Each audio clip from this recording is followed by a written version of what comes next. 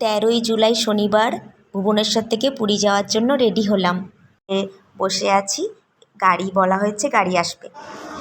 ভুবনেশ্বর বাস স্ট্যান্ডে এলাম। বাস স্ট্যান্ডটা দেখতে না অনেকটা এয়ারপোর্টের মতো, খুব সুন্দর একটা জায়গা। দেখুন, আমি কিছুটা ভিডিও করেছিলাম। কি সুন্দর এয়ারপোর্টের মতো দেখতে একটা বাস স্ট্যান্ড। এই যে বাসগুলো দাঁড়িয়ে আছে, আমরা বাস স্ট্যান্ডের ওখানে দাঁড়িয়ে আছি 14 নম্বর কিউ থেকে বাস ধরবো বলে। এসি বাস ধরার জন্য আমরা ওয়েট করছি। এই দেখুন, বাসে চেপে গেছি, এসি বাসে চেপে গেছি। এইভাবে বাসগুলো দাঁড়িয়েছিল ওখানে। এই যে প্রত্যেকটা কিউতে বাসগুলো দাঁড়িয়ে আছে, আমাদের বাস 14 নম্বর কিউতে দাঁড়িয়েছিল। বাসের মধ্যে পাঁপড় ভাজা উঠেছিল, কিনে খেয়েছিলাম। এই দেখুন, চলে এসেছি পুরীতে। মাসির বাড়ি যেখানে জগন্নাথ দেবের, সেখানে এসেছি, সেখানে রথ দেখছি।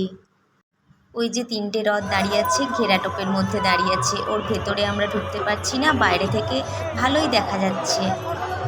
আমি তো প্রথমবার পুরী গেলাম, আমার খুব ভালো লাগছিল। আমরা সন্ধ্যারতিও দেখতে পেয়েছিলাম ওখানে। দেখুন কীরকম সন্ধ্যারতি হচ্ছিল, এটা আমরা দেখেছিলাম। কিন্তু আরতির ওপর থেকে যে তাপটা নেওয়া, ওটা পারিনি। ওখানে ওরকম সুযোগ ছিল না। ওখানে সবাই আইসক্রিম খেয়েছিল। তারপর একটা ট্রেকার ভাড়া করে আমরা চলে এসেছিলাম যেখানে থাকবো, ওই হোটেলে। একটা প্রিন্স হোটেল বলে একটা হোটেল বুক করা হয়েছিল। সেখানে আমরা কোনো রকমে ব্যাগপত্র রেখে তারপর ওই খাবারের কিছু ব্যবস্থা করে চলে এসেছিলাম সমুদ্র দেখব বলে। রাতের সমুদ্রটা দেখার খুব ইচ্ছে ছিল। দেখুন কি সুন্দর লাগছে রাতের সমুদ্র। আমি তো ভালো করে সমুদ্রকে এরকম কাছ থেকে অনেকক্ষণ ধরে দেখিনি। সমুদ্রের শব্দ, সমুদ্রের পাশে থাকার যে একটা অনুভূতি, খুব সুন্দর লাগছিল। অনেক ছবি তুলেছিলাম সেই রাতের বেলাতেই। দেখছেন, অরিজিনাল সাউন্ডটাই আমি রেখেছি। আমি কোনো রকম বিশেষ এডিট কিন্তু করিনি। খুব ভালো লাগছে, তাই না? আমার তো ভীষণ ভালো লেগেছে। মানে মনে হচ্ছিল যতক্ষণ খুশি ওখানে বসে থাকা যাবে, কোনো রকম বোর লাগবে না। দারুণ লাগছিল সমুদ্রের ঢেউ দেখতে। এত কাছ থেকে এত সুন্দর করে দেখছিলাম। দেখুন, আমাদের ছায়াগুলো দেখা যাচ্ছে ওখানে। ছবি তুলছিলাম যখন, তখন ছায়া পড়েছিল, তার ছবি ঢেউয়ের সাথে সাথে মিশে আছে।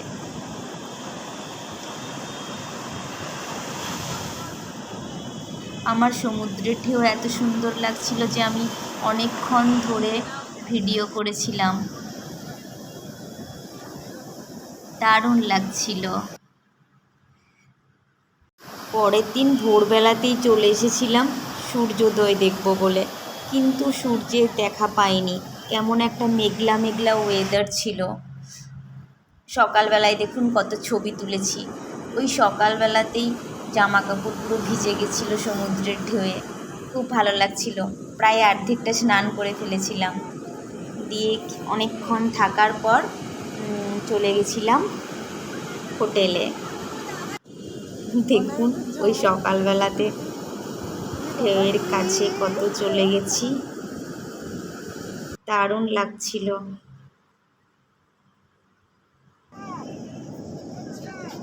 দেখলাম যে সমুদ্রে জাল ফেলে মাছ ধরেছিল, সেই মাছগুলো ডাঙায় তুলেছিল। এই দেখুন, আমার বান্ধবীরা উঠে চেপেছিল। খুব ভালো। এইটা হলো হোটেলে ছিলাম যেখানটায়, সেখানে পাখিরা কত সুন্দর সুন্দর পাখি ছিল ওই হোটেলে। খাঁচার মধ্যে ছিল।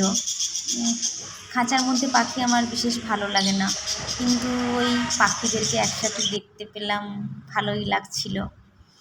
এই দেখুন আবার কতগুলো রাতের ছবি।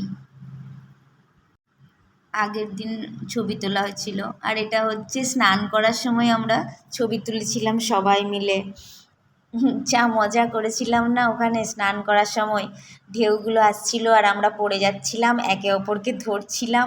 ভীষণ মজা হয়েছিল। অনেকজন মিলে গেলে না প্রচণ্ড মজা হয়। ওখানে 13 পার্বণ বলে একটা হোটেলে রেস্টুরেন্টে খেয়েছিলাম। তারপর আমরা পুরীর যে আসল মন্দির সেখানে গেছিলাম টোটো ভাড়া করে। ওখানে নাকি সেদিনে রত্নভাণ্ডার খোলার দিন ছিল, তো ওখানে অনেক দেখলাম প্রেস, পুলিশ সব রয়েছে। আমরা চতুর্দিকটা ঘুরলাম, বেশ ভালো লাগছিল। কোনোদিনও যাইনি তো, এই প্রথমবার পুরী গেলাম, বেশ ভালো লাগলো। ভিডিওটা খুব একটা ভালো করে আমি করতে পারিনি, ওই করেছি, খুব ভালো এডিটও করিনি, যেমন ছিল মোটামুটি সেরকমই রেখেছি। এই দেখুন আমি তবু ওখানকার চারপাশটা কিছুটা ভিডিও করেছি, যেটা আপনাদেরকে দেখাবার চেষ্টা করছি। এই দেখুন আমরা সব যাচ্ছি,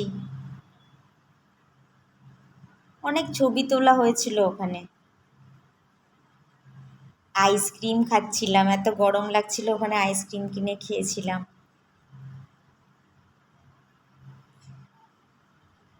মন্দিরটা খুব সুন্দর, কিন্তু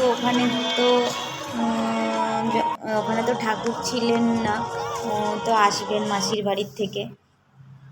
যাই হোক, ওই ৪৬ বছর পর রত্নভাণ্ডার খোলার দিন ছিল, সেই দিনই আমরা গেছিলাম। তো ওখানে অনেক প্রেস, পুলিশ এসব ছিল। আমরা চতুর্দিকটা ঘুরলাম, বেশ ভালো লাগলো। বাগানটাও খুব সুন্দর ওখানে, দেখুন বাগানেরও কিছু ছবি তুলেছিলাম, কি সুন্দর।